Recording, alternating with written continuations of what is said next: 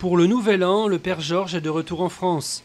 Libéré un mois et demi après son enlèvement au Cameroun par un groupe islamiste nigérian, Georges Vandenbussche a été accueilli par François Hollande à l'aéroport militaire de Villacoublay au petit matin, quelques heures après que le président eut présenté ses vœux aux Français. Plusieurs changements entrent en vigueur ce 1er janvier. Le SMIC augmente légèrement de 12 € par mois pour un temps plein, ainsi que le RSA. Mais la TVA augmente aussi, passant notamment de 7 à 10% pour les transports, les restaurants et les hôtels. La validité de la carte d'identité passe, elle, de 10 à 15 ans. Côté européen, Bulgares et Roumains sont désormais libres de venir travailler en France, et la Lettonie devient le 18e pays à adopter l'euro.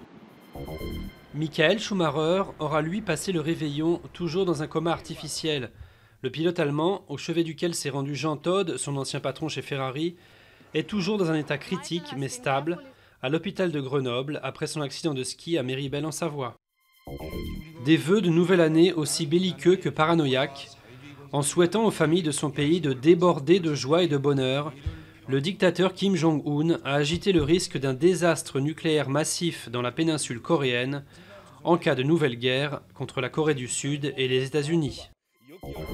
Pendant ce temps, dans d'autres pays du monde, on fêtait le passage à 2014 librement, comme ici à Times Square, à New York, à Paris sur les traditionnels Champs-Élysées, à Marseille, ville qui a bouclé son année de capitale européenne de la culture, à Istanbul en Turquie, ou encore à Tokyo au Japon, où un lancer de ballon a côtoyé les traditionnels rituels shinto. À Kiev, en Ukraine, les opposants au pouvoir pro-russe en ont profité pour continuer à manifester. À Dubaï, le plus grand feu d'artifice du monde a célébré la nouvelle année. Et à Rio, pas moins de 2 millions de personnes ont festoyé sur la plage de Copacabana, où beaucoup n'ont pas hésité à se baigner.